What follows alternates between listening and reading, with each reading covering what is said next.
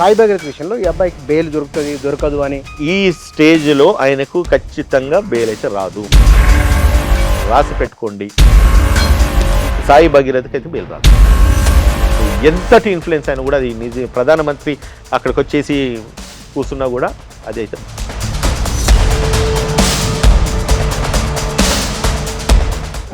నిజాల నిరూపణ ఎట్లా ఉండే అవకాశం, ఎవిడెన్స్ ఏమేమి కావాలి వాడికి? ఆ ప్లేస్లో మీరున్నా నేనున్నా కూడా ఫస్ట్ ఏం చేస్తాం సార్ మనం? పెద్దవారి విషయంలో చట్టం కఠినంగా పకడ్బందీగా అమలైతే కనుక పేదవారి విషయంలో అట్లాగే ఉంటుందని ఒక నమ్మకం ప్రజలకు వస్తుంది. ఇప్పుడు ఒక హోంశాఖ సహాయ మంత్రిగా నువ్వు ఉంటూ నీ కొడుకు తప్పు చేయకుండా చూసుకోవాల్సిన బాధ్యత నీది. నీ కొడుకు ఎక్కడికి పోతున్నాడు, ఏం చేస్తున్నాడు అనేది ఆ విజిలెన్స్ పెట్టుకోవాల్సిన బాధ్యత నీది. ఒక హోంశాఖ సహాయ మంత్రి కొడుకు ఏడికి పోతున్నాడని తెలియదా? ఈ అబ్బాయి అమ్మాయిని ప్రొవొకేషన్ చేసి ఆ మితిమీరిన ప్రేమను చూయించి నటించినాడా నిజమైన ప్రేమ అనేది మీకు తెలుసు, నాకు తెలుసు. సాయి భగీరథ విషయంలో ఆయన నమోదైన కేసులను బట్టి చూస్తే కనుక ఏ సెక్షన్ల కింద ఎన్ని సంవత్సరాలు జైలు శిక్ష పడవచ్చు, అసలు నిజాల నిరూపణ ఎట్లా ఉండే అవకాశం, ఎవిడెన్స్ ఏమేమి కావాలి వాడికి? ఫస్ట్ ఇన్స్టెన్స్లో ఆల్రెడీ కేసు రిజిస్టర్ అయింది. దాని తర్వాత వాళ్ళు నిన్న బెయిల్కి వెళ్ళడం జరిగింది. రేపు 14 తారీఖు నాడు హైకోర్టులో వాదనలు వినిపించే ప్రాసెస్లో ఉన్నారు. అన్నిటికంటే ముఖ్యంగా ఏదైతే సెక్షన్స్ ఫస్ట్ ఇన్వోక్ చేసినారో అవి నాన్ బెయిలబుల్. దాని తర్వాత స్టేషన్ నుంచి కూడా వాళ్ళు నోటీస్ తీసుకొని ఎంక్వైరీ చేసే అవకాశాలు ఉండేవి. బట్ ఎప్పుడైతే తీవ్రత పెరిగిన తర్వాత వీళ్ళు హైకోర్టుకి వెళ్ళి బెయిల్ వేసుకున్న తర్వాత సెక్షన్ మళ్ళీ ఆల్టర్ చేసి సెక్షన్ 5 ఆఫ్ పోక్సో యాక్ట్ ఒకటి ఇంక్లూడ్ చేయడం జరిగింది. దానివల్ల సుమారుగా 20 years వరకు కూడా జైలు శిక్ష పడే అవకాశాలు ఉన్నాయి. సో దీన్ని దృష్టిలో పెట్టుకొని ఇప్పుడు అంటే ఈ ప్రాసెస్లో ప్రభుత్వం మీద కొన్ని విమర్శలు ప్రతిపక్ష నాయకులు కూడా చేస్తూ ఉన్నారు. అదొకటి సబబ్ కాదని చెప్పేసి మీడియా ముఖంగా ప్రజలకు తెలియజేయాల్సిన బాధ్యత ఒక కాంగ్రెస్ పార్టీ లీగల్ సెల్ ప్రతినిధిగా నా మీద ఆ బాధ్యత ఉన్నది. కాబట్టి ఎట్లా లేదు వారు అంటున్నది 3 రోజులు అయిన తర్వాత స్పందించడం ఏమిటి, వెంటనే ఎందుకు మాట్లాడలేదు అనేది ప్రశ్న. Simple issue sir. ఇప్పుడు ఎవరైనా నేరం చేసిన వాళ్ళు నేరారోపణ మోపబడిన తర్వాత ఫస్ట్ ఇన్స్టెన్స్ వాళ్ళ మీద ఎఫ్ఐఆర్ అయిందంటే ఎనీ నేరస్తుడు ఆ ప్లేస్లో నేనున్నా కూడా ఫస్ట్ ఏం చేస్తాం సార్? మనం తప్పించుకుంటాం, పోలీసుల నుంచి బెయిల్ వేసుకునే ప్రయత్నం చేస్తాం, రెండోది. Right sir? అదే ప్రాసెస్ ఇక్కడ కొనసాగుతుంది, అదే ప్రాసెస్ ఇక్కడ జరుగుతూ ఉన్నది. వన్స్ ఏం చేస్తారు, ఇప్పుడైతే వన్స్ సీరియస్ అఫెన్స్ ఎవరి మీదనైతే మేకౌట్ అవుతుందో అది హోమ్ మినిస్టర్ కొడుకే కావచ్చు, లేదంటే కనుక ఒక సాధారణ వ్యక్తి కొడుకే కావచ్చు, ఫస్ట్ ఇన్స్టాన్స్లో మన మీద కంప్లైంట్ రాగానే ఏం చేస్తాం, పోలీసుల నుంచి తప్పించుకుంటాము and legal process judicial process కింద బెయిల్ వేసుకుంటాము. బెయిల్ ఇవ్వాలన్నా వద్దనేది కోర్టు నిర్ధారిస్తుంది. బెయిల్ పడిన ఇమీడియట్ స్పాన్ ఆఫ్ టైం నుంచి పోలీసు కూడా అంటే వాళ్ళ సర్చ్ తరోగా జరుగుతూ ఉంటుంది. అది జనరల్ ప్రాసెస్. దాంట్లో ప్రభుత్వ వైఫల్యమో లేకపోతే ముఖ్యమంత్రి రేవంత్ రెడ్డి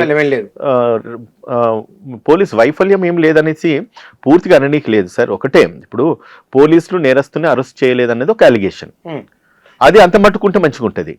కానీ రేవంత్ రెడ్డి మీద ప్రతి ఒక్కరు బ్లేమ్ వేయడం అయితే, ఒక ముఖ్యమంత్రిగా he can direct the police authorities, he can direct the government to initiate legal action immediately and see that ఎవరైతే నేరస్తులు ఉన్నారో వాళ్ళని వెంటనే అరెస్ట్ చేయండి అని చెప్పేసి ఒక ముఖ్యమంత్రిగా డైరెక్షన్ ఇవ్వచ్చు. కానీ పోయి రేవంత్ రెడ్డి లేకపోతే పోయి సర్చ్ ఆపరేషన్ చేసేసి ఆయన పోయి దొంగలను నేరస్తులను పట్టుకురాడు కదా, అది రేవంత్ రెడ్డి డ్యూటీ కాదు, అది ప్రభుత్వం డ్యూటీ కాదు, అది పోలీస్ డ్యూటీ. అది పోలీసుని సీరియస్ గా ఆయన ఇన్స్ట్రక్ట్ చేస్తా ఉన్నాడు. ఎందుకు ఆలస్యమైంది? మీకు ఒక్క విషయం సార్, మీరు సీనియర్ జర్నలిస్ట్, మీకు తెలుసు. ఇప్పుడు నేను మీకు చెప్పేంతటి వ్యక్తిని కాకపోవచ్చు, బట్ స్టిల్ ఒక విషయం అడుగుతా. ఇప్పుడు కేంద్ర ప్రభుత్వంలో ఒక హోంశాఖ సహాయ మంత్రిగా ఉన్న బండి సంజయ్ కొడుకు, ఆయన మీద కేంద్ర ప్రభుత్వం ఇన్ఫ్లుయెన్స్ ఎక్కువ ఉంటుందా, రేవంత్ రెడ్డి గారి ఇన్ఫ్లుయెన్స్ ఎక్కువ ఉంటుందా? ఒక మాట చెప్పండి.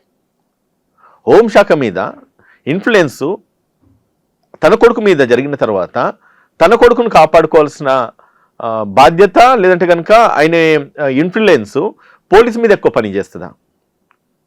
లేదంటే కనుక ఆయనను కాపాడాలని అని చెప్పి రేవంత్ రెడ్డి గారు బండి సంజయ్తో కుమ్ముకైనరు లేకపోతే స్టేజ్ మీద కూర్చొని నవ్వుకుంటున్నారనేసి ఇప్పుడు ఏవైతే ఆరోపణలు వస్తున్నాయో అవన్నీ సబబ్ కాదని చెప్పేసి ప్రతిపక్ష నాయకులకైతే నేను క్లియర్ కట్గా నేను తెలియజేస్తాను. కానీ ఇక్కడ సెక్షన్ నమోదు విషయంలో కూడా తర్వాత అదనంగా ఇంకో సెక్షన్ జోడింపని వాళ్ళ పత్రికల్లో వచ్చింది.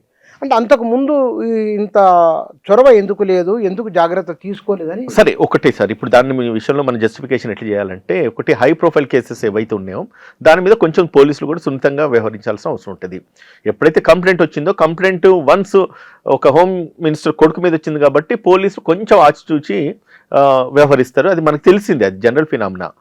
ఈ అమ్మాయి ఎప్పుడైతే మా అమ్మాయి వాళ్ళ మదర్ వెళ్ళింది, ఎందుకంటే అమ్మాయి మైనరు అనేది ఒకటి, 17 years గర్ల్ అనేది ఒకటి, ఆమె 17 years అవునా కాదని ఆమె బర్త్ సర్టిఫికేట్ నిర్ధారించాలి, దాని తర్వాత ఆధార్ కార్డ్స్ నిర్ధారించాలి, దాని తర్వాత అమ్మాయి విక్టిమ్ కాబట్టి విక్టిమ్ వెళ్లకుండా విక్టిమ్ యొక్క మదర్ వెళ్ళి పోలీస్ స్టేషన్లో కంప్లైంట్ ఇచ్చింది.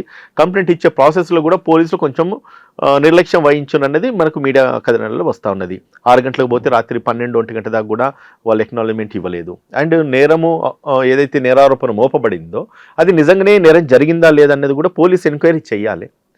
వన్స్ ఎఫ్ఐఆర్ అయిన తర్వాత ఏమైతే అంటే ఇమీడియట్గా అక్యూస్ని అరెస్ట్ చేస్తారు, రిమైండ్ చేస్తారు, దాని తర్వాత జైలుకు పంపిస్తారు. ఎప్పుడైతే ఇటువంటి హై ప్రొఫైల్ ఉన్న వాళ్ళ విషయంలో కొంచెం ఆలోచించుతారు పోలీసులు కూడా.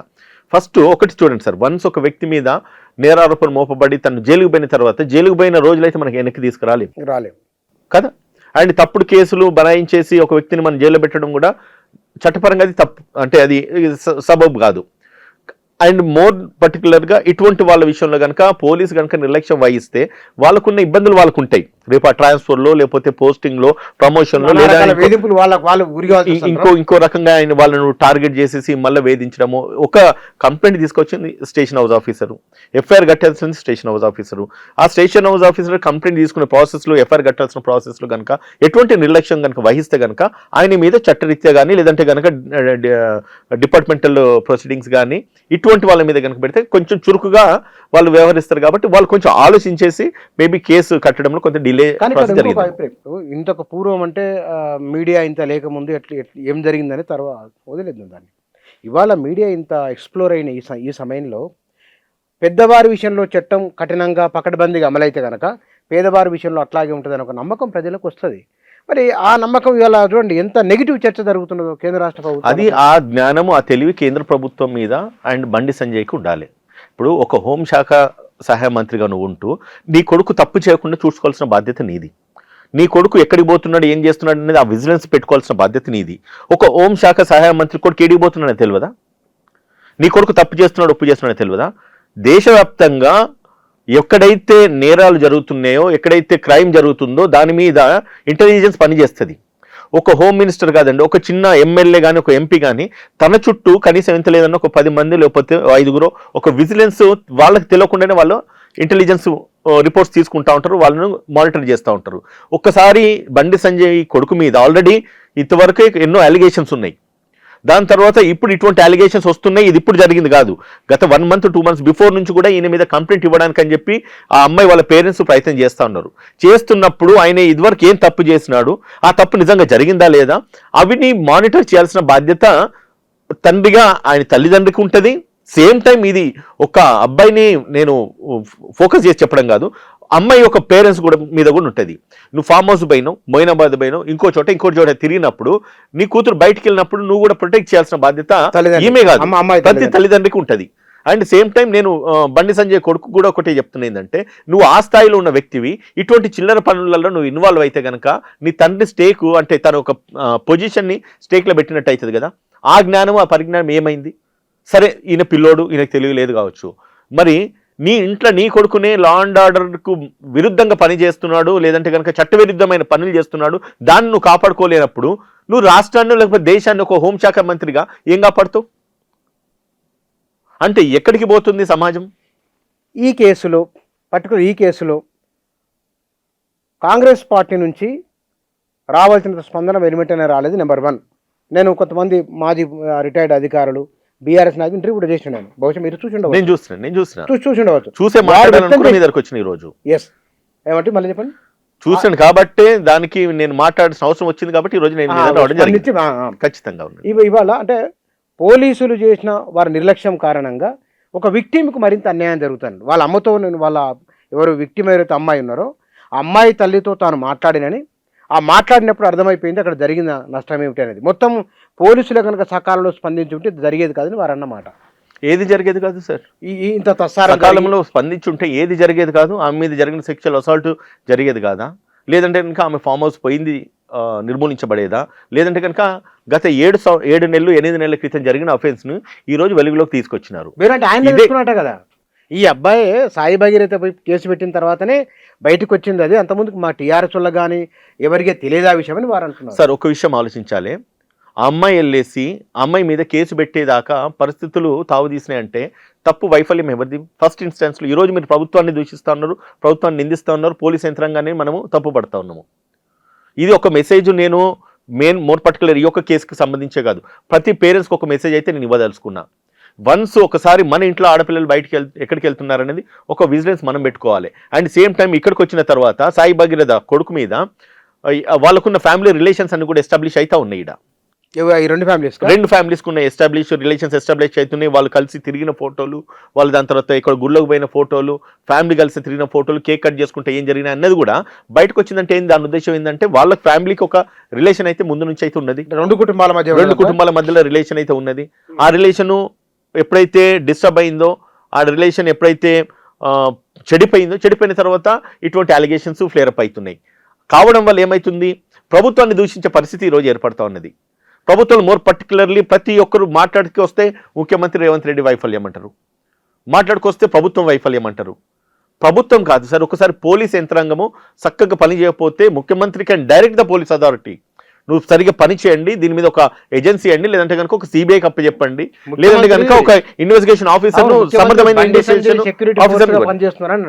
బండి సంజయ్ సెక్యూరిటీ ఫోర్స్ గా ముఖ్యమంత్రి పనిచేస్తున్నారు అని ఆరోపణలు చేసే వాళ్ళు అదే చెప్తున్నారు. బండి సంజయ్ సెక్యూరిటీ ఫోర్స్ గా ఆయన చేస్తాడు, లేకపోతే రేవంత్ రెడ్డి ప్రొటెక్షన్ ఫోర్స్ గా ఈయన పనిచేస్తున్నాడు, కేంద్ర ప్రభుత్వానికి రాష్ట్ర ప్రభుత్వానికి.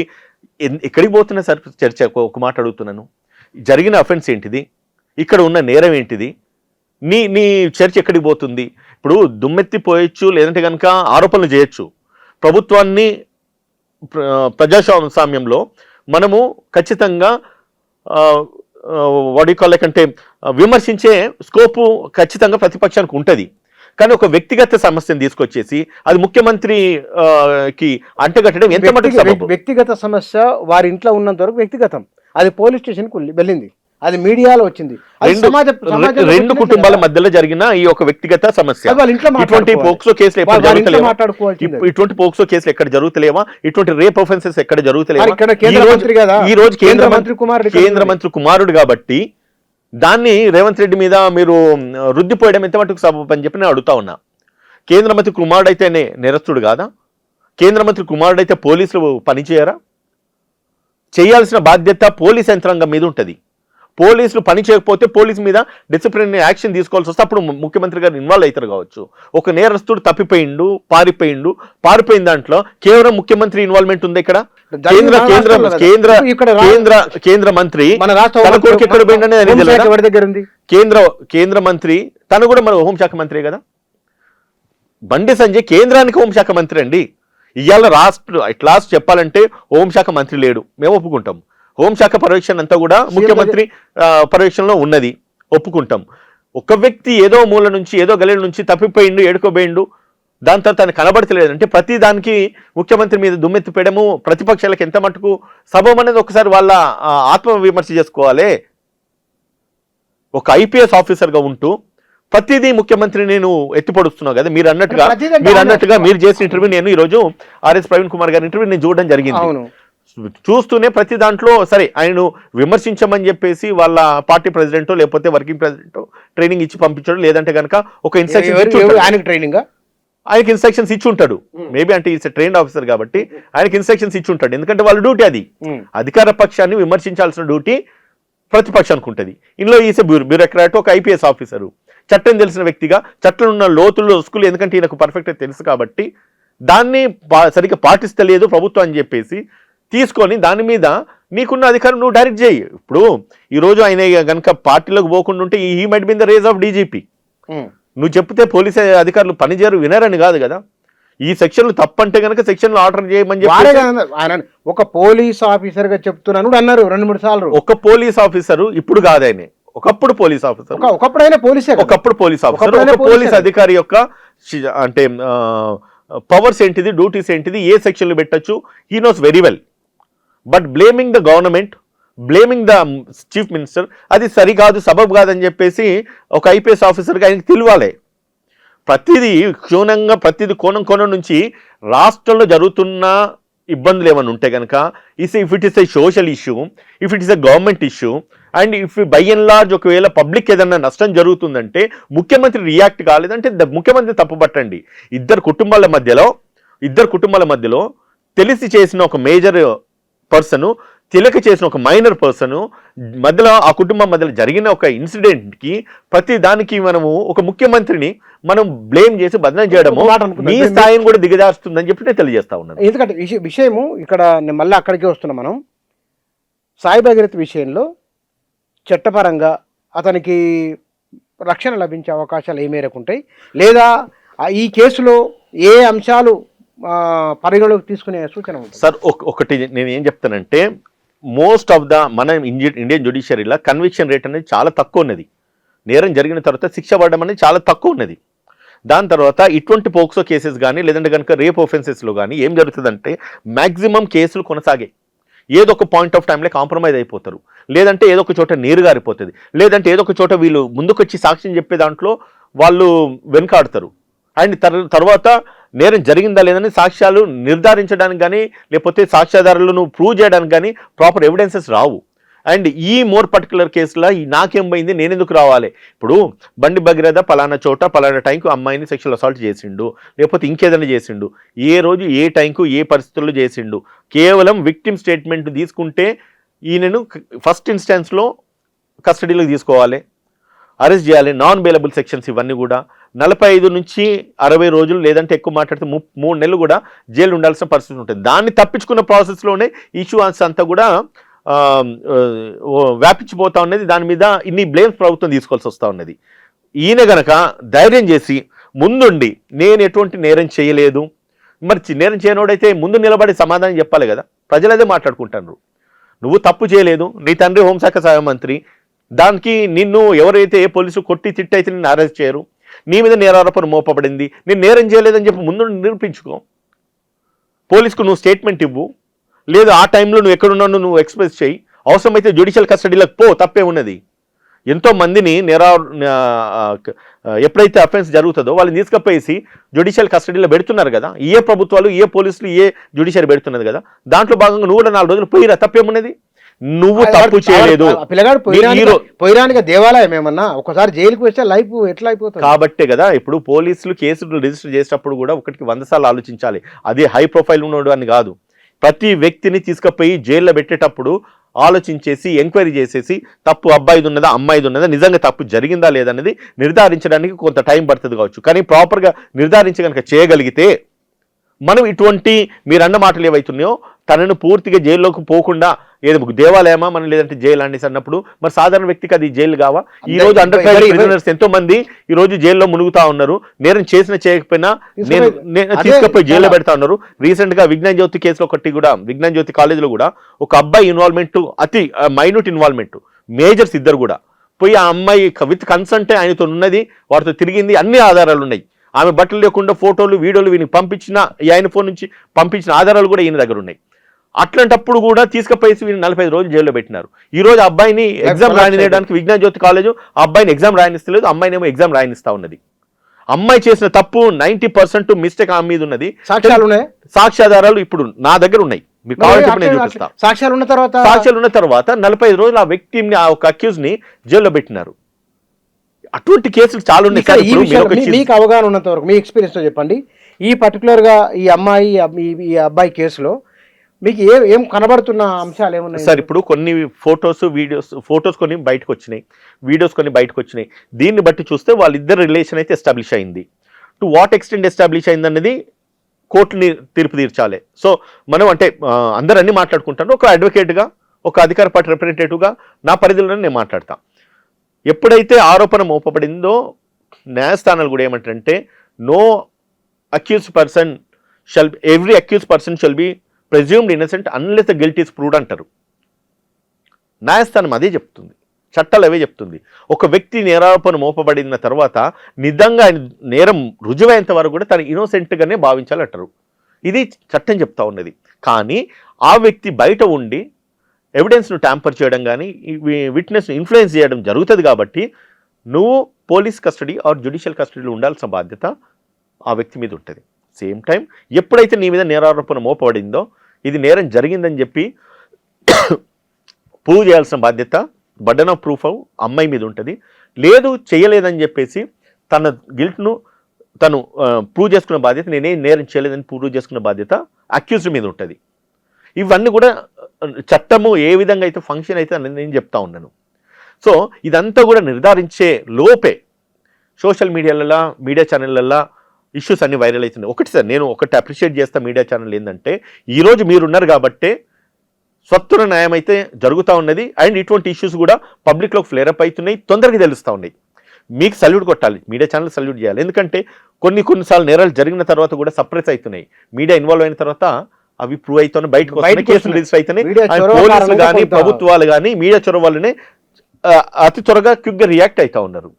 కానీ in the same time, the mean time కూడా కొన్ని ఏవైతే న్యూసెస్ బయటకు వస్తున్నాయో దానివల్ల బోత్ సైడ్స్, ఇటు అమ్మాయి ఫొటోస్ బయటకు వచ్చినాయా, ఒక్కసారి రేప్ విక్టిమ్ కానీ లేకపోతే పోక్సో చట్టంలో కానీ ఎవరైతే విక్టిమ్ ఉంటారో ఆమె ఫొటోస్ డిస్క్లోజ్ చేయదు. ఈరోజు బహిరంగ ఎవరు విపరీతంగా బయటకు వచ్చింది. దాన్ని బట్టి ఏమవుతుంది, వాళ్ళిద్దరు రిలేషన్ ఎస్టాబ్లిష్ అయింది. ఇంకోటి ఈ అమ్మాయి ఎస్టాబ్లిష్ అయింది మీరు అంటూ ఇక్కడ జరిగింది ఏంటంటే ఈ అమ్మాయిని ప్రొవొకేషన్ చేసి ఆ మితిమీరిన ప్రేమను చూయించి, అంటే దాని చుట్టూ ఒక నటనా డ్రామా ఉన్నది, పిల్లవాడు ఒక సైకో అని అంటున్నారు. అది నిజానిజా నాకు తెలియదు, కానీ నిన్న ఆ ఇంటర్వ్యూలో వారే అన్నది చాలామంది వీడియోలు తిరుగుతున్నాయి కదా సోషల్ మీడియాలో. సార్ ఇప్పుడు ఆయన ప్రేమను చూయించిండు, నటించినాడా నిజమైన ప్రేమ అనేది మీకు తెలుసు, నాకు తెలుసు. అది వాళ్ళిద్దరికి తెలవాలి అంతే. ఆ అబ్బాయి అమ్మాయి మధ్యలో ఏం జరిగింది అనేది మనకు తెలియదు.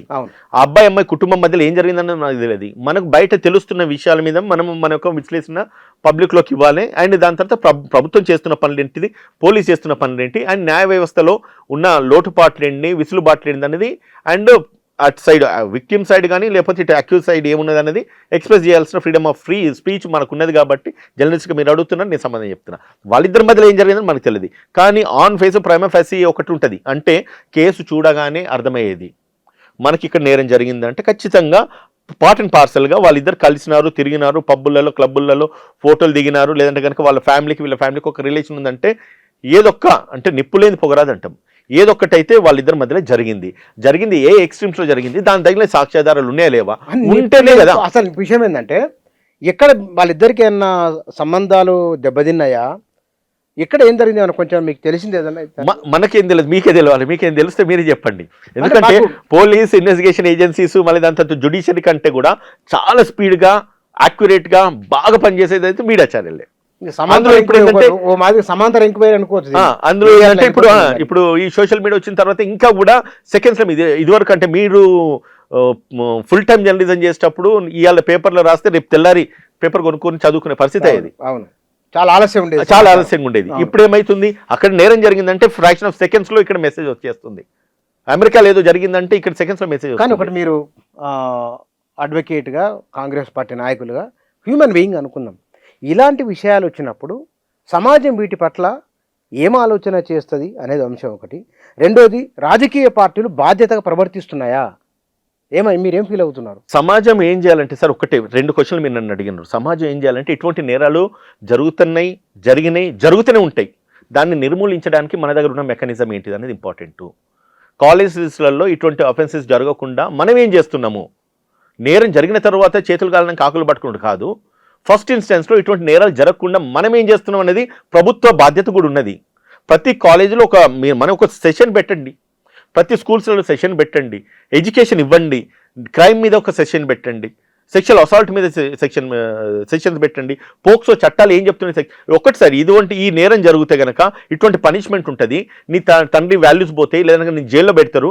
ఇవన్నిట్లో మీరు పూర్తిగా నిర్మూలించాలి. ఇటువంటి వాటిలో మీరు ఇండల్జ్ కావద్దని చెప్పి మనం ఈ స్కూల్స్లో కాలేజెస్లలో సెషన్స్ పెడితే ప్రభుత్వం ఇనిషియేట్ తీసుకుంటే ఈ నేరాలే జరిగాయి కదా. అది మన సోషల్ రెస్పాన్సిబిలిటీ. జరిగిన తర్వాత ఏం చేయాలని ఆలోచించడానికి జరగకముందు ఏం చేయాలనేది మనం ఆలోచించుకుంటే it's well and good. So కాబట్టి లెటెస్ట్ అంటే ముక్త కంఠంతో ఇటువంటి ఇష్యూ జరిగితే ఖండిద్దాము, మళ్ళీ పునరుద్ధరణ కాకుండా ఏం చేయాలనేది చూద్దాము. అన్నిటికంటే ఎక్కువ ఎక్కడ ఏం జరుగుతున్నా కూడా మన ఇంట్లో మన పిల్లలు ఎక్కడికి పోతున్నారు ఏందనేది పేరెంట్స్ కనుక ఆ కన్సర్న్ ఉంటే కనుక, అది తప్పది కాదు, పేరెంట్స్ కనుక ఆ కన్సర్న్ ఉంటే కనుక ఈ రోజు ఈ పరిస్థితి ఇంత దూరం రాదు కదా. ఇప్పుడు ఒకటి సింపుల్ సార్, నేనేం చెప్తున్నాను, నీ పిల్లలు ఎక్కడ పోతున్నారు, నీ కూతురు ఎక్కడ పోతుంది, నీ కొడుకు ఎక్కడ పోతున్నారు, వాళ్ళు ఏం చేస్తున్నారు అన్నది ఆ మాత్రం మినిమం మానిటరింగ్ కనుక పేరెంట్స్కి లేకపోతే ఇటువంటి అనర్థాలు జరుగుతూనే ఉంటాయి. సో ఇప్పుడు ఇటు అమ్మాయి వైపు ఉండాలి, అబ్బాయి ఇద్దరి వైపు ఉండాలి, అది ఖచ్చితంగా ఉండాల్సిందే, అది ఇద్దరు వైపు ఉండాలి. మీరు ఒక లిస్ట్ అటువంటి మెసేజ్ ఇవ్వండి, పేరెంట్స్ను ఎడ్యుకేట్ చేయండి, ఎంపవర్ చేయండి. ఇటువంటి జరిగితే కనుక ఇటు ఒక విషయం ఆలోచిస్తే ఇప్పుడు అమ్మాయి పరువు ఏమైంది చెప్పండి, చాలా కష్టం. అమ్మాయి లైఫ్ మొత్తం రూయిన్ అయింది కదా. నిన్న మీరు ఇంటర్వ్యూ చేసిన అది ఆర్ఎస్ ప్రవీణ్ కుమార్ గారు అదే చెప్పినారు, అబ్బాయి జీవితం నాశనం అయిందంటే ఇటు అమ్మాయి జీవితం కూడా నాశనం అయింది కదా. అమ్మాయి జీవితం కూడా కొలాప్స్, అంతే కదా. ఇప్పుడు కొలాప్స్ అయింది, రేపు అమ్మాయిని ఎవరు పెళ్లి చేసుకోవాలి, అంత పెద్ద రిచ్ హార్ట్ ఉన్నోడు ఎవడు రావాలి. ఇప్పుడు వాళ్ళకి ప్రేమ అర్థమైతే లేదు, 17-18 సంవత్సరాలలో 20 సంవత్సరాలలో. When you go matured and when you ఒక్కసారి ఈ వీడియోలని వెనక్కి తిరిగి చూస్తే అసలు ఏం జరిగింది అన్నది ఆలోచించితే వాళ్ళకి ఏం అర్థం కాదు. ఒక్కసారి ఆలోచించండి. ఇప్పుడు ఈ అమ్మాయికి రేపు మ్యారేజ్ చేయాల్సిన అవసరాలు ఉంటాయి, ఆ అమ్మాయి రేపు లైఫ్ కెరియర్ ఉంటుంది, చదువుకోవాల్సింది ఉంటుంది, డిగ్రీకి వెళ్ళాల్సిన అవసరం ఉంటుంది, ఉద్యోగానికి వెళ్ళాల్సిన అవసరం ఉంటుంది. అప్పుడు ఏమి బ్యాక్గ్రౌండ్ వీళ్ళు ఏం మెసేజ్ సమాజానికి ఇస్తారు, ఏం బ్యాక్గ్రౌండ్ హిస్టరీ వీళ్ళది ప్రొజెక్ట్ చేసుకుంటారు చెప్పండి సార్. సార్ వీళ్ళదంటే పొలిటీషియన్స్కి వీళ్ళకి తప్పది, ఇంకా పొలిటీషియన్స్కి బ్లేమింగ్ తప్పది, లేకపోతే ఇటువంటి కార్యక్రమాలు మాట్లాడుకుంటారు, వాళ్ళు జనం కూడా మాట్లాడుకుంటారు, డైల్యూట్ అయిపోతాయి. మగవాళ్ళకి పెద్దగా ఎఫెక్ట్ ఉండదు, కానీ ఆడపిల్లలకు బాగా ఎఫెక్ట్. కానీ ఇక్కడ ఈ అమ్మాయి విషయంలో సమాజం నుంచి విస్తృత మనం ఇంత మద్దతు వస్తుందని ఎక్స్పెక్ట్ చేయలేదు. ఒకటి చూడండి సార్, రెండు విషయాలు ఇక్కడ. ఒకటి ఏంటంటే పొలిటికల్ ఫ్లేరప్ అయింది, ఒక హోమ్ మినిస్టర్ అయిండు మళ్ళా. అందులో బండి సంజయ్ అంటే సాధారణ వ్యక్తి కాదు, రాష్ట్రమంతా గుర్తుపట్టే వ్యక్తి ఆయన కొడుకు, దేశమంతా గుర్తుపడతారు. ఆయన కొడుకు అన్న తర్వాత ఏమైంది, ఆయనకు ఆల్రెడీ ఒక క్రిమినల్ రికార్డు ఇదివరకు కూడా ఉన్నది అబ్బాయి మీద హాస్టల్లో పిల్లలను కొట్టడము, లేదంటే ఈ అన్ని రౌడీజం చేయడము. మన కరీంనగర్లో కూడా పబ్లిక్ లైఫ్లో కూడా ఎక్కువ కొంచెము ఆయన యొక్క చురుకుదనం అంతా కూడా అతి ఉత్సాహం చూపించడం, ఇవన్నీ కూడా ఉన్నాయి. సార్ ఒకటండి, నువ్వు అధికారంలోకి పోతే ఎంత ఎదుగుతే అంత ఒదుగుతే సమాజం హర్షిస్తుంది. నువ్వు ఎదిగినావు కదా అని చెప్పేసి తెలిసి తెలియని వయసులలో నువ్వు ఆ ఒక్క వయసుని దుర్వినియోగం చేసుకున్నా, ఏజ్ను దుర్వినియోగం చేసుకున్నా, లేకపోతే ఇంకోటి చేసినా కూడా ఖచ్చితంగా ఇటువంటి పరిస్థితులు వస్తే. ఈరోజు మన ఒక మీటింగ్లో మనం బండి సంజయ్ మాట్లాడుతున్నాడు, ఒక చిన్న కార్యకర్త స్థాయి నుంచి నేను ఈరోజు ఈ స్థాయి దాకా వచ్చిన, నా మీద ఇట్లా బురద జల్లుతా ఉన్నారు. నువ్వు కార్యకర్త స్థాయి నుంచి ఈ స్థాయికి వచ్చినప్పుడు నీకు తెలియదా మరి, నీ కార్యకర్త స్థాయి నుంచి ఎంతో మందిని నువ్వు జనాలను చూసి ఉండాలి కదా. అటువంటిప్పుడు నీ కొడుకు ఎక్కడున్నాడు, నీ కొడుకు ఏం చేస్తున్నాడు, వాడు తప్పు చేస్తున్నాడు ఒప్పు చేస్తున్నాడా, వాని మీద ఒక విజిలెన్స్ ఒక మానిటరింగ్ ఎందుకు పెట్టలేకపోయినావు? నీకు ఇంతమంది పోలీస్ యంత్రాంగం అంతా నీ కంట్రోల్లో ఉంటారు కదా, ఒక నిఘా విభాగం నీ కొడుకుని ఎందుకు పెట్టలేదు? నువ్వు దేశం మొత్తం నువ్వు మానిటర్ చేస్తావు, రాష్ట్రాన్ని మానిటర్ చేస్తావు కదా, నీ ఇంట్లో నీ కొడుకుని ఎందుకు మానిటర్ చేసుకోలేదు? అదే కనుక చేసుకుని ఉంటే ఈరోజు నువ్వు స్టేజ్ మీద కన్నీరు కార్చే పరిస్థితి నీకు రాదు. కానీ ఎవరిని వదిలిపెట్టారని కూడా వార్నింగ్ ఇచ్చిన కదా ఆయన. నిన్న ఫాలో అయినా మీరు, నిన్న ఏకతాయాత్రలో కరీంనగర్లో మమ్మల్ని అందరినీ బజార్కి ఇచ్చి మా పరువు తీసే ప్రయత్నం చేస్తున్నారు, మాకు నష్టం జరుగుతున్నది, ఇందులో ఎవరు వదిలిపెట్టేది లేదని. వదిలిపెట్టకపోతే ఏం చేస్తాడు, పట్టుకొని ఏం చేస్తాడు ఆయన? ఎవరు పరువు తీస్తూ ఉన్నారు? నీ పరువు నీ కొడుకు వల్ల పోయింది, అది మనం గుర్తించి నువ్వు అక్కడ నీ అరగెన్స్ చూపించకుండా ఆ తప్పు నువ్వు తెలుసుకొని దాన్ని సరి చేసుకుంటే సమాజానికి ఒక రైట్ మెసేజ్ ఇవ్వగలుగుతావు. ప్రజలందరూ కూడా కారు కోడే కూస్తూ ఉన్నారు, బండి సంజయ్ కొడుకు తప్పు చేసినాడని చెప్పి. నేను ఎవరిని వదలనని చెప్పేస్తే అధికార ఇది అహమా? దాన్ని ఏమంటారు? దాన్ని నువ్వు ఎవరిని వదలవని కాదు, ఇప్పుడు నీ మీద ఏదైతే మచ్చబడ్డదో దాన్ని సరి చేసుకునే బాధ్యత ఒక తండ్రిగా నీ మీద ఉంటుంది. ఇదే కనుక ఇది ఏం మెసేజ్ ఇస్తున్నాడు సార్ నాకు అర్థం కాదు. నేను ఎవరిని వదలనంటే రేపు కొడుకు ఇంకా విర్రవీగిపోవాలని ఎట్లా సార్? ఒకటండి, ఈ రోజు జరుగుతున్న కనబడుతున్న ఫొటోస్ ఒక బంత్ అయితే తన మీద ఇదివరకు ఉన్న ఒక హిస్టరీ మనం చూస్తే ఒక వ్యక్తిని ఒక స్టూడెంట్ను చెడామెడ కొడుతూనే ఉన్నాడు. అధికార హామా? అది ఏం గుండాయిజము? ఆల్రెడీ ఆయన మీద కేసు అయింది. ర్యాగింగ్ చేయడం అదేం గుండాయిజము? నీ తండ్రి ఒక గొప్ప స్థాయిలో ఉన్నప్పుడు ఆ స్థాయి నుండి ఏ స్టేజ్ నుంచి ఆ స్థాయికి వచ్చిండో తన హిస్టరీని చూసుకొని బెస్ట్ మెసేజ్ ఇచ్చేటట్టుగా ఉండాలి. ఒక హోమ్ మినిస్టర్ కొడుకుగా తనకు చేదోడు వాదోడు ఉండేసి ఇంకా వీలైతే ఒక 10 మందికో 100 మందికో లేకపోతే రాష్ట్రానికి ఏదైనా సాయం చేసే విధంగా ఉండాలి. అప్పుడు ఈయన కూడా ఒక ఎమర్జింగ్ లీడర్ లెక్క ఎదుగుతాడు. ఈయన వల్ల ఈ కొడుకు చేసిన పొరపాటు వల్ల తండ్రి స్థాయి దిగజారిపోయింది. ఈరోజు అవన్నీ గుర్తించాల్సిన బాధ్యత నాయకుల మీద ఉండాలి. ఇక్కడ మీరు ఒక అడ్వకేట్గా మీ స్పందన కావాలి. ఈ అమ్మాయి అబ్బాయి విషయం తీసుకుని మీరు అన్నారు 2 కుటుంబాలకు సంబంధించింది అన్నారు. మీరు 2 కుటుంబాలకు సంబంధించిందే, ఇద్దరు ఆడ మగకు సంబంధించిన విషయమే, కానీ ఇది మొత్తం సమాజం మీద ప్రభావం చూపించే ఒకానొక అంశం. ఈ మధ్య దీన్ని రాజకీయ బీజేపీకి సంబంధించిన వాళ్ళు ఎందుకు మాట్లాడట్లేదు, వాళ్ళు చాలా క్వశ్చన్ చేస్తున్నారు. పలానా వ్యక్తి మీరు ఎందుకు మాట్లాడట్లేదు అంటే, అది పార్టీ లైన్ కాబట్టి మేము మాట్లాడలేదు బాగాలేదు.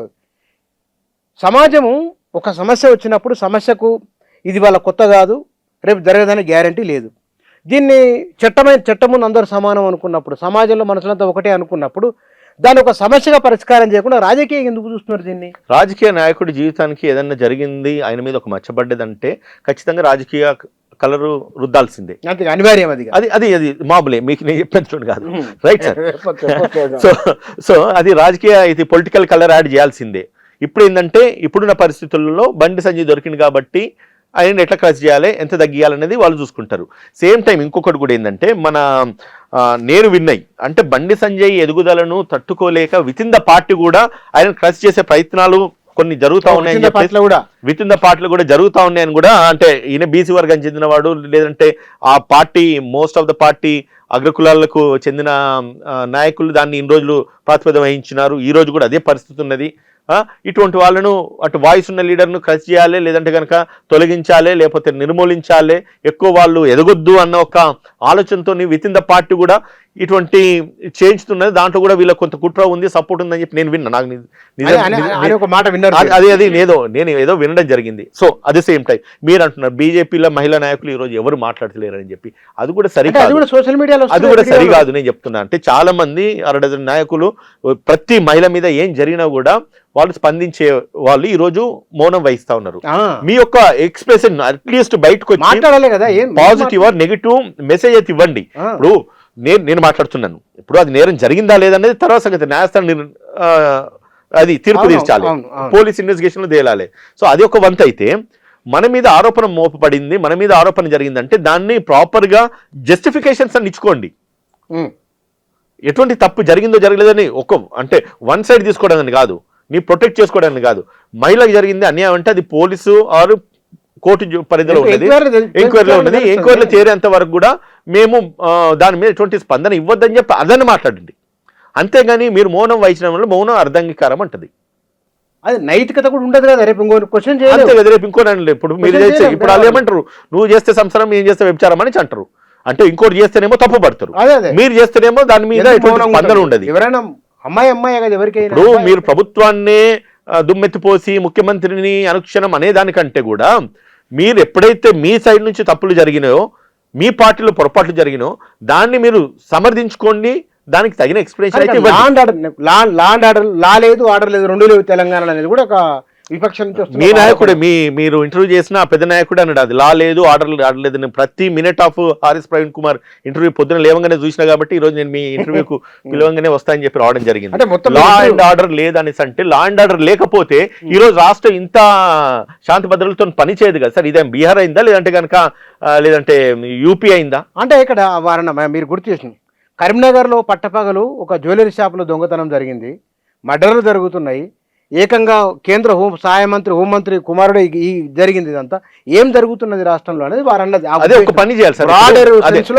నేనేమంటున్నానంటే ఆర్ఎస్ ప్రవీణ్ కుమార్ గారును దాని తర్వాత మా రేవంత్ రెడ్డి గారు ఇద్దరు గన్నులు పట్టుకొని పోయేసి ఇంకా మొత్తం రాష్ట్రాన్ని దేశానికి ఎక్కడ ఏం జరుగుతుందని చూసుకుంటా కాపాడుతూ ఉండాలి, అంతే కదా.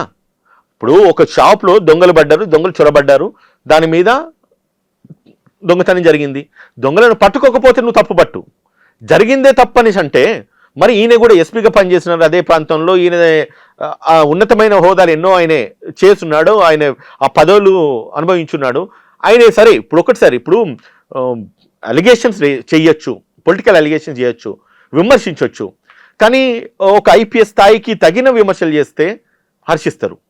నేను బాగా ఇష్టపడే వ్యక్తి ప్రవీణ్ కుమార్ గారు, నాకు వ్యక్తిగతంగా కూడా ఆయన పరిచయం కూడా ఉన్నారు కాదు నన్ను.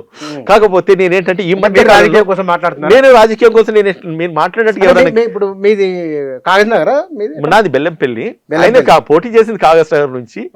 నాకు కూడా వ్యక్తిగతంగా ఎన్నో సంవత్సరాల నుంచి రాజకీయాలకు వెళ్ళాలనుకున్నారు కదా, రాజకీయాలకు నేను బెల్లంపల్లి కాన్స్టిట్యూన్సీ నుంచి పోటీ చేసే ఆలోచన నేనున్నా. మాకు ఆయన బెల్లంపల్లి నుంచి చేసే ఆలోచన ఆయనకు ఉండే, దాని తర్వాత కాగజ్ నగర్ నుంచి టికెట్ తీసుకున్నారు. అంతకంటే ముందు ఆయన లేదు ఆయన విమర్శించట్లేదు సార్. దయచేసి ప్రవీణ్ కుమార్ గారు కొంచెం ముఖ్యమంత్రి గారిని మీరు ఆ స్థాయిలో విమర్శించకండి, ఎందుకంటే మీరు ఒక ఐపీఎస్ ఆఫీసర్ అండ్ మీకు ఒక ప్రత్యేకమైన గౌరవం ఉంది కాబట్టి నాకు వ్యక్తిగత పరిచయం కూడా ఉంది, లేదని కాదు. కాకపోతే ఏంటంటే అంటే ఒక విమర్శించండి, ప్రభుత్వాన్ని విమర్శించండి, కానీ పూర్తిగా ప్రభుత్వం వైఫల్యం అని అనడంలో ఎంత మట్టుకు సబబు అన్నది ఆయన అంతరాత్మను అడుక్కోవాలి, ఆయన గుండె మీద చేసుకొని సమాధానం చెప్పుకుంటే మంచిగా ఉంటుంది అనేది నా ఒక అభిప్రాయం. ఎందుకంటే ఫ్యూచర్ ఎమర్జింగ్ లీడర్స్లలో he is one of the best person. నేను ఇష్టపడే వ్యక్తి. ఆయన సోషల్ వెల్ఫేర్ బీఆర్ఎస్ లో అండ్ సోషల్ వెల్ఫేర్ ఆయన చేసిన కార్యక్రమాలు నాకు తెలుసు. ఆయన స్వారస్ ఎస్టాబ్లిష్ చేసినప్పటి నుంచి కూడా కొన్ని సందర్భాలలో వాళ్ళకి మేము సపోర్ట్ ఇచ్చిన సందర్భాలు కూడా ఉన్నాయి. సరే, అది పర్సనల్ రిలేషన్స్ వేరు.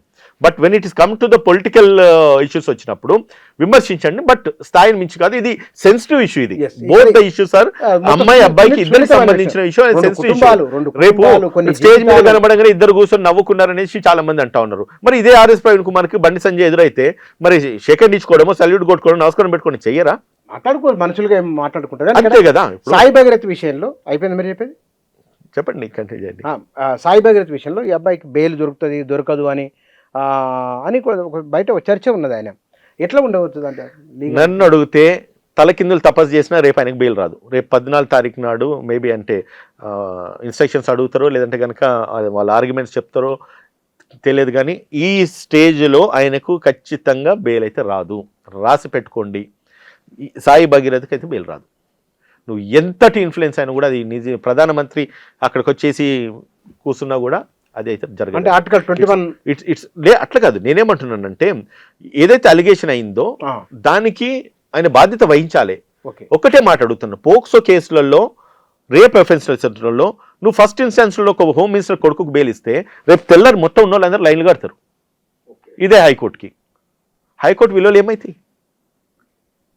అవునా కదా? మీరు మీరు మీరు అడగండి. ఇప్పుడు నేను చరిత్ర చూసి చెప్తున్నాను. ఒక న్యాయవాదిగా నేను ఎన్నో బెయిల్ పిటిషన్లు వేసినాను. నేను రీసెంట్గా ఏదో చెప్పిన కదా, విఘ్నజ్యోతి కాలేజ్ కేసు కూడా నేను చేసినాను. బెయిల్ వేసేసి ఎంత అడుక్కున్నా కూడా అఫెన్స్ ఇన్వెస్టిగేషన్ స్టేజ్లో బెయిల్ రాదు. ఇస్తే కనుక అది జ్యుడిషియరీ మీద పెద్ద మచ్చ అవుతుంది. ఇవ్వరు. ఇది take my word, is for sure. ఒకవేళ అంటే ఈ అబ్బాయి జైలుకి వెళ్ళక తప్పదా? జైలుకు వెళ్ళాలి, జైల్లో ఉండాలి. దాని తర్వాత తను తప్పు చేసిండా లేదన్నది నిరూపించుకోవాలి. అప్పుడే నీ తండ్రి యొక్క గొప్పతనము, కేంద్ర ప్రభుత్వం మీద విలువ, హోంశాఖ మీద ఒక గౌరవము, పోలీస్ యంత్రాంగం మీద, జ్యుడిషియరీ మీద ఒక నమ్మకం ప్రజలకు ఉంటుంది. లేదు నువ్వు చేయాల్సిన నేరాలన్నీ చేసి, చేయాల్సిన తప్పులేం చేసి, చట్టాలు మన చేతులు ఉన్నాయి, అధికారం మన చేతులు ఉంది, పోలీసు మన చేతులు ఉన్నది, లేకపోతే జ్యుడిషియరీని మనం ఏమైనా చేయగలుగుతాము అని అనుకుంటే గనక ఇటువంటి అఫెండర్స్ పుడుతూనే ఉంటారు, తయారైతేనే ఉంటారు, సమాజాన్ని ఉంటారు.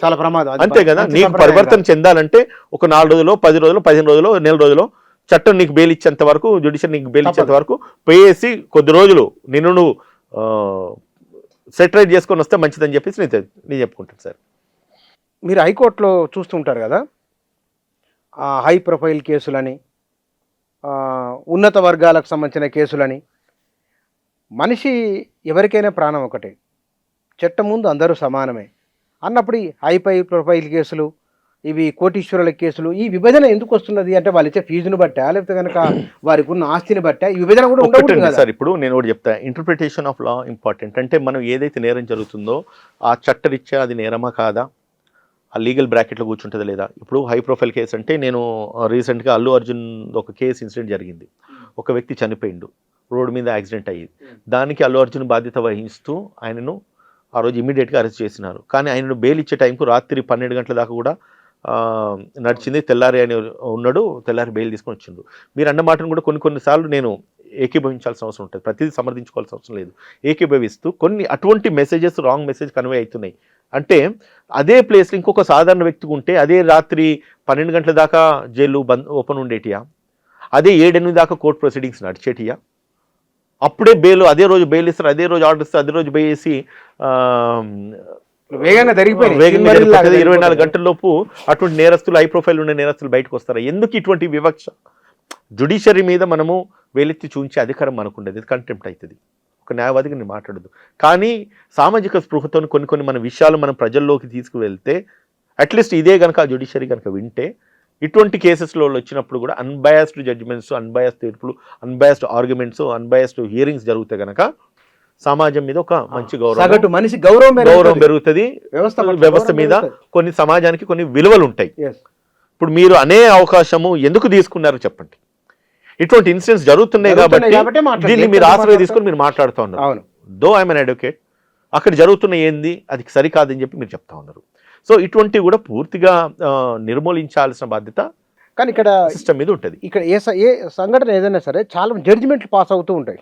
ఈవెన్ దో బీజేపీ వాళ్ళు ఎదుటి వాళ్ళని మాట్లాడాల్సి వచ్చినా సరే వారు జడ్జిమెంట్ ఇచ్చేస్తారు, పలానా వాడు పలానా కాబట్టి ఇట్లా మాట్లాడుతున్నారు, మీరు ఇన్నాళ్ళు మాట్లాడారు కదా ఇవాళ మీరు ఎందుకు మాట్లాడారు, మీరు పలానా కాబట్టి మీరు ఇట్లా ఒక జడ్జిమెంట్లు పాస్ చేసుకోవడాన్ని అది మనుషుల మానసికంగా లోపమా లేకపోతే కనుక ఎదుటివారిని దూషించాలనే లక్షణమా ఏమి? ఒక్కటి నేను మీకు చెప్తాను సార్, మళ్ళీ చెప్తున్నా, మీరు very senior, I should definitely respect you. ఏదైతే ఈ రోజులలో మీడియా ఛానల్స్ పబ్లిక్ని ఎలివేట్ చేస్తున్నాయో హైలైట్ చేస్తున్నాయో నెగిటివ్ ప్రచారాలనే చాలామంది చూస్తూ ఉన్నారు. తిడితేనే ఆ కంటెంట్ వెంటనే వెళ్ళిపోతుంది. నువ్వు నీతులు మాట్లాడరా అంటే అది నీతులు బూతులు అవుతున్నాయి, బూతులు మాట్లాడితేనే బూతులు నీతులు అవుతున్నాయి. అవి చాలా మంది చూస్తున్నారు, చాలా మంది అప్రిషియేట్ చేస్తున్నారు, దాన్ని ఇష్టపడతా ఉన్నారు, వానికే సల్యూట్ కొడుతున్నారు. మనం చూస్తున్నాం కదా, ఇప్పుడు మీరు ఎన్ని ఛానల్స్ ఓపెన్ చేయండి, వాడు ఎంత మంచిగా మాట్లాడితే దానికి అసలు వ్యూవర్షిప్ రాదు. వాడు ఎన్ని బూతులు మాట్లాడి ఎన్ని తిడితే ఎన్ని నెగిటివ్ మెసేజ్ ఇస్తుందో అది బాగా కాంట్రవర్సీ అవుతా ఉన్నది. సో నేనేం చెప్తున్నానంటే ఎవరే కానీ ఇప్పుడు విమర్శిస్తేనే ప్రజలు హర్షిస్తారని అనుకోవడము అమాయకత్వం, మూర్ఖత్వం అని చెప్తా. హర్షిస్తున్నారంటే వాళ్ళు ఇచ్చే కామెంట్స్, వాళ్ళు రాసే కామెంట్స్, లేకపోతే మనకు వచ్చే వ్యూవర్షిప్ కాదు ఇంపార్టెంట్. ఇక్కడ నువ్వు మాట్లాడిన దాంట్లో నిజంగా ఎంత నిజం ఉంది, కంటెంట్ ఎంత ఉంది, సమాజానికి నువ్వు ఏం మెసేజ్ ఇస్తున్నావు, అది రైట్ మెసేజ్ అయితే సమాజం బాగవుతుంది. నువ్వు రాంగ్ మెసేజ్ ఇచ్చి మిస్గైడ్ చేసి లేకపోతే పబ్లిక్ అటెన్షన్ మన దగ్గర డ్రైవ్ చేసుకోవాలని అనుకుంటే కనుక సమాజాన్ని పాడు చేసే దాంట్లో మనం కూడా భాగస్వామ్యం అయితే. ఇక్కడ ఈ కేసు విషయంలో ప్రభుత్వము ఆలోచన ఏమిటి? మీరు మిగతా మీటింగ్లో మా పార్టీ మీరు మాట్లాడుకుంటారు కదా, సిట్ వేయడం జరిగింది, స్పెషల్ ఇన్వెస్టిగేషన్ టీము దాని మీద పని చేస్తారు. అదేదో ఇష్యూను నీరుగార్చడానికి అని చెప్పి అంటున్నారు. కానీ ఒకవేళ ఇన్వెస్టిగేషన్ అథారిటీస్ కనుక ప్రాపర్గా పనిచేస్తే ఎటువంటి నేరాన్ని అయినా కూడా రుజువు చేసే సమర్థత ఇన్వెస్టిగేషన్ ఏజెన్సీస్కి ఉంటుంది. అండ్ ఇంకోటి నేను అంటే ఏం చెప్తానంటే ముఖ్యమంత్రికి నేను డైరెక్ట్ ఫోన్ చేసో లేకపోతే మెసేజ్ పెట్టి చెప్పేంత యాక్సెస్ ఇప్పుడైతే ఆయనకు నాకు లేదు. కానీ చెప్తాను ఏంటంటే ఒకవేళ ఆయన చూసినా కూడా లేకపోతే ఇంకేమైనా ప్రభుత్వంలో ఉన్న ఏమంటారంటే ఇటువంటి ఇవి కనుక జరిగినప్పుడు మనం అన్బయాస్డ్గా పనిచేస్తే ఐపీఎస్ ఆఫీసర్స్ కొందరు నిన్న మాట్లాడుతూ అంటారు ఏంటంటే నేరం రుజువైతే అరెస్ట్ చేస్తా. అది కాదు మాట్లాడాల్సింది. ఒక డీసీపీ స్థాయి వ్యక్తి మాట్లాడడం నేను విన్నా. నేరం రుజువు అయితే అరెస్ట్ చేయడం, నువ్వు అరెస్ట్ చేసేసి నేరం రుజువు చేయాల్సిన బాధ్యత, జరిగితే కనుక నేరం జరిగితే కనుక రుజువు చేయాల్సిన బాధ్యత నీ మీద ఉంటుంది. రుజువు అయితే అరెస్ట్ చేస్తానన్నది మేబీ తప్పుడొల్లిందా లేదంటే కనుక మీ ఆలోచనలు అది ఉన్నారు, మీ ఆలోచన ఏదైతే ఉంటుందో అదే బయటకు వస్తుంది. అటువంటి స్టేట్మెంట్స్ కనుక పబ్లిక్ డొమైన్స్లో ఇస్తే కనుక ప్రభుత్వం మీద కనుక అది మచ్చబడుతుంది. కాబట్టి కొంచెం మనం మాట్లాడేటప్పుడు ఆలోచించి మాట్లాడండి. ఆ కన్సర్న్ ఐపీఎస్ ఆఫీసర్కి అయితే నేను ఒక సవినీయంగానే మనవి చేసుకుంటున్నాను, ఈవెన్ పోలీస్ యంత్రాంగానికి. ఇటువంటి జరిగినప్పుడు అన్బయాస్డ్ ఇన్వెస్టిగేషన్ జరిగితే కనుక ప్రభుత్వం మీద ఒక మంచి పాజిటివ్ మెసేజ్ ఉంటుంది. పోలీస్ తప్పు చేస్తే అది ముఖ్యమంత్రికి ఎఫెక్ట్ అవుతుంది, పోలీస్ తప్పు చేసి అధికారులు తప్పు చేస్తే ప్రభుత్వానికి ఎఫెక్ట్ అవుతుంది. ప్రభుత్వం ఈరోజు కాంగ్రెస్ పార్టీ అధికారంలోకి వచ్చిన తర్వాత ఇటువంటి ఇష్యూస్లల్లో అధికారులు పొరపాట్ల వల్ల ప్రభుత్వానికి కానీ ముఖ్యమంత్రి కానీ మచ్చ రాకుండా చూసుకోవాల్సిన బాధ్యత ప్రభుత్వ ఎంప్లాయీస్ మీద అధికారుల మీద ఉన్నది. కాబట్టి వాళ్ళు నేను సిన్సియర్ అప్లై చేస్తాను. Whether they listen this or they follow this or not, that is left to them. But see that the government honor being అంటే గవర్నమెంట్ ఒక విలువను హానర్ చేసి ప్రొటెక్ట్ చేసే బాధ్యత ప్రభుత్వ అధికారులు తీసుకోండి అని మాత్రం అప్పీల్ చేయగలుగుతాను సార్. Thank you sir.